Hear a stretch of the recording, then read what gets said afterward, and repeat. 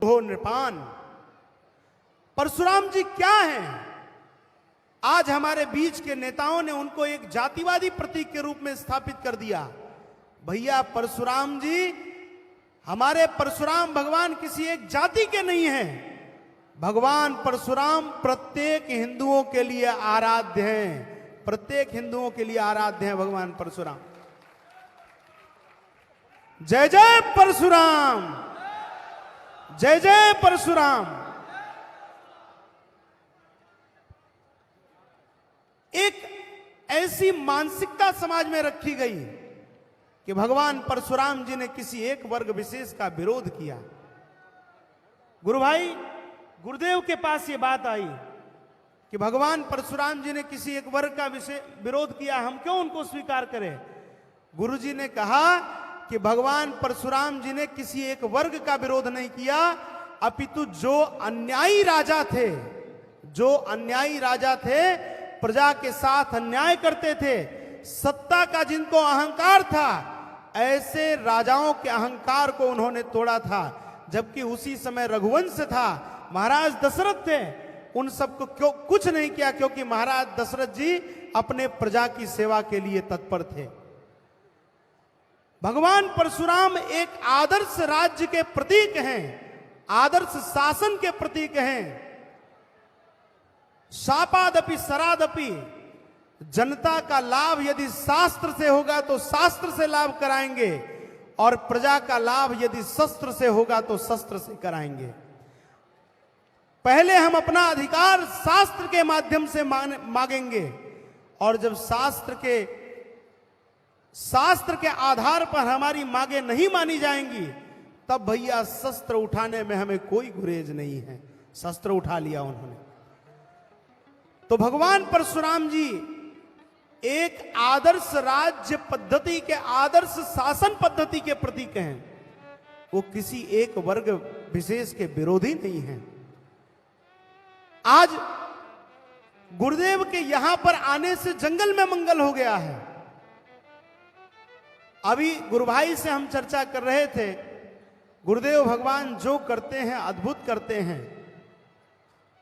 राम जन्मभूमि की बात आई, कोई कोर्ट में जाने को तैयार नहीं था, तब हमारे गुरुदेव इस छत्र सिंहासन को, आप देख रहे हैं मंच पर सबसे ऊंचा स्थान गुरु जी का है, लेकिन इस छत्र सिंहासन को छोड़ करके भगवान रामलला के लिए कोर्ट के कटघरे में खड़े हो गए थे। और जब साक्ष्यों की झड़ियां लगा दी तो महाराज उस समय उपस्थित न्यायाधीश भी हतप्रभ हो गए, और पूरा मुकदमा रामलला के पक्ष में आ गया। पूरा हिंदू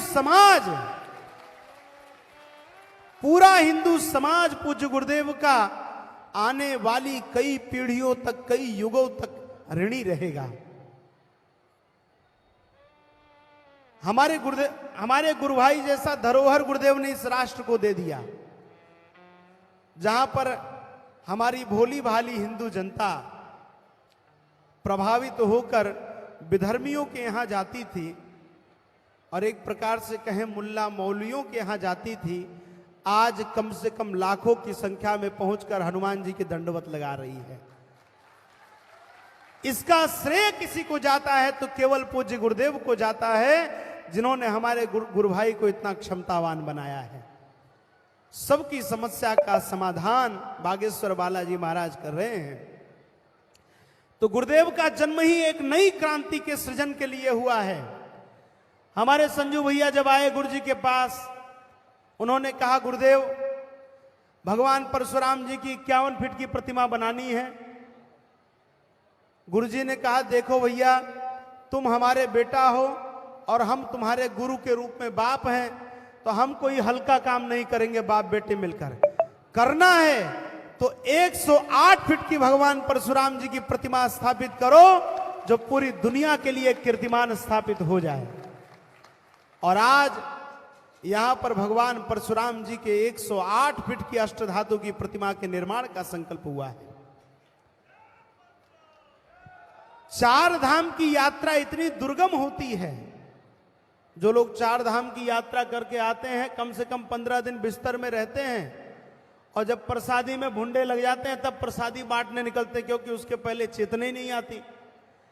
और देखो आज गुरुदेव भगवान के साथ चारों धाम आपके हरिहर तीर्थ में आ गए हैं।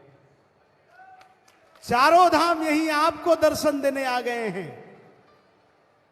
और तो और हमारे 12 ज्योतिर्लिंग की यात्रा इतने दुर्गम है, कम से कम खर्चा हो तो 12 ज्योतिर्लिंग की यात्रा में 2-3 लाख रुपए तो खर्चा हो जाएंगे महाराज।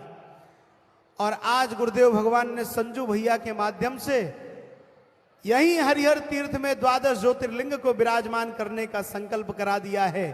यहीं पर 12 ज्योतिर्लिंग के दर्शन होंगे। हमारी भारतीय परंपरा नारी को सम्मान देने की परंपरा रही है। हमने देवताओं को तो शस्त्र दिया, लेकिन उससे पहले अपनी सभी देवियों को शस्त्र दिया है।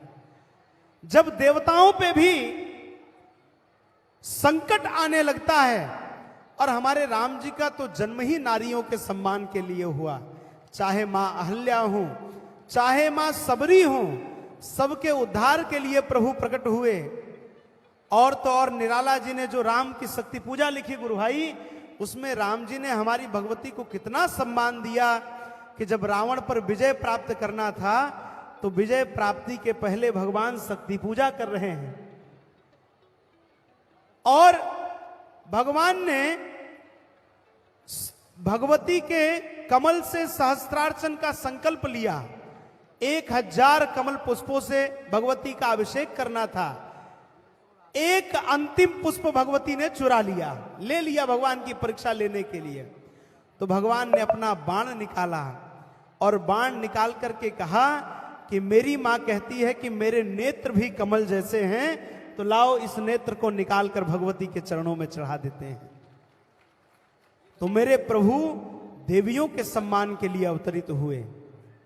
तो यहां पर नव देवियां विराजमान हो गई हैं हमारी हिंदू जनता जनार्दन को शक्ति देने के लिए, हमारी हिंदू जनता जनार्दन को जागृत करने के लिए यहां पर भगवती भी विराजमान हो गई हैं।